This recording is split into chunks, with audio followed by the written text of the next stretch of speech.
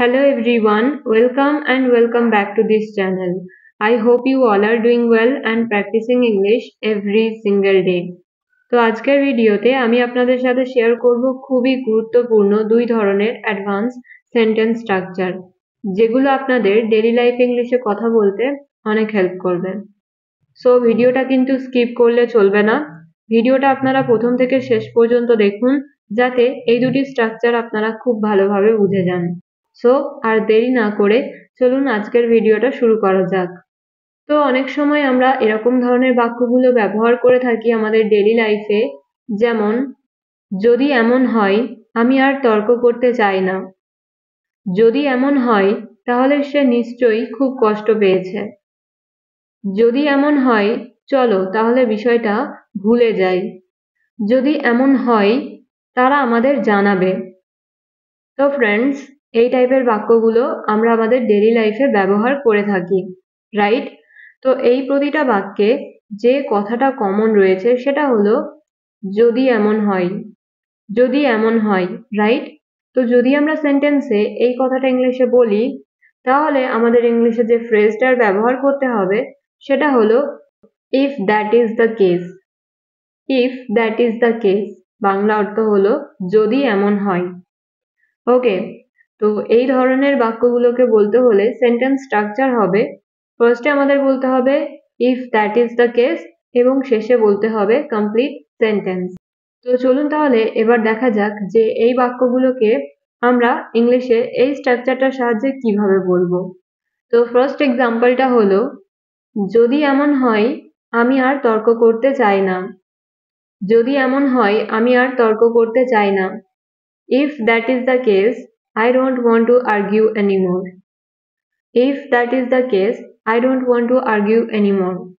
Next example, যদি এমন হয় চলো তাহলে বিষয়টা ভুলে যাই। যদি এমন হয় চলো তাহলে বিষয়টা ভুলে যাই। If that is the case, let's forget about it. If that is the case, let's forget about it. পরের এক্সাম্পল, যদি এমন হয় তাহলে সে নিশ্চয়ই খুব কষ্ট পেয়েছে।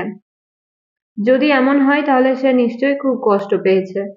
If that is the case, she must be very upset. If that is the case, she must be very upset. Next example, যদি এমন হয় তাহলে আমাকে আমার প্ল্যান বদলাতে হবে। If that is the case, I will have to change my plan. If that is the case, I will have to change my plan. যদি এমনটা হয় তুমি এখন যেতে পারো। যদি এমনটা হয় তুমি এখন যেতে পারো। If that is the case, you can go now. If that is the case, you can go now. Next example, যদি এমনটা হয় তারা আমাদের জানাবে। যদি এমনটা হয় তারা আমাদের জানাবে। If that is the case, they will inform us. If that is the case, they will inform us. তো ফ্রেন্ডস, এই স্ট্রাকচারটা দিয়ে আমি আপনাদের প্রায় 6টা এক্সাম্পল দেখালাম। সো আই হোপ আপনারা ভালোভাবে বুঝতে পারলেন যে এই টাইপের বাক্যগুলোকে ইংলিশে কিভাবে বলতে হবে, রাইট? তো এবার একটা বাক্যের ইংরেজি আপনারা বলার চেষ্টা করবেন। তো বাক্যটা হলো যদি এমন হয় আমি তোমাকে সাহায্য করব। যদি এমন হয় আমি তোমাকে সাহায্য করব। তো এই বাক্যটা আপনারা ইংলিশে কিভাবে বলবেন সেটা কমেন্টে লিখে জানান। ওকে, এটা রইল আপনাদের প্র্যাকটিসের জন্য। তো আশা করছি আপনারা এই বাক্যটার ইংরেজি সবাই বলতে পারবেন। তো এটা ছিল প্রথম সেন্টেন্স স্ট্রাকচার। সো এবার তাহলে দেখা যাক পরের সেন্টেন্স স্ট্রাকচারটা। তো অনেক সময় আবার এরকম ধরনের বাক্যগুলো আমরা অনেক বেশি ব্যবহার করে থাকি, যেমন ভুল করেও ওটা ছুঁয়ো না। ভুল করেও তাকে বিশ্বাস করো না। ভুল করেও এই ফাইলটা ডিলিট করবে না। ভুল করেও হ্যাঁ বলবে না। ভুল করেও সেখানে যাবে না।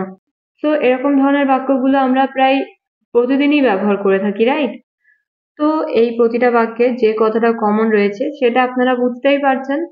সো কমন কথাটা হলো ভুল করেও। ভুল করেও। তো যদি আমরা সেন্টেন্সে এই কথাটা বলি ইংলিশে তাহলে আমাদের যে ফ্রেজটার ব্যবহার করতে হবে সেটা হলো even by mistake. Even by mistake অর্থাৎ ভুল করেও। তাহলে এই ধরনের বাক্যগুলোকে বলতে হলে সেন্টেন্স স্ট্রাকচার হবে ফার্স্টে আমাদের বলতে হবে কমপ্লিট সেন্টেন্স এবং শেষে বলতে হবে ইভেন বাই মিস্টেক। ওকে, তো এটা হলো সেন্টেন্স স্ট্রাকচার। তো চলুন তাহলে এবার দেখা যাক যে এই স্ট্রাকচারটার ব্যবহার করে বা এই ফ্রেজটার ব্যবহার করে কিভাবে এই বাক্যগুলোকে আমরা ইংলিশে খুব সহজে বলতে পারি। তো ফার্স্ট এক্সাম্পলটা রয়েছে, ভুল করেও ওটা ছোঁয় না, বা ভুল করেও ওটা ছোঁবে না। Don't touch that even by mistake. Don't touch that even by mistake.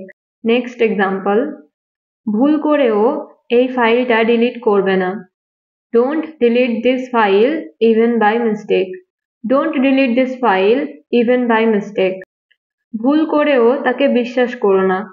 Don't trust him even by mistake. Don't trust him even by mistake.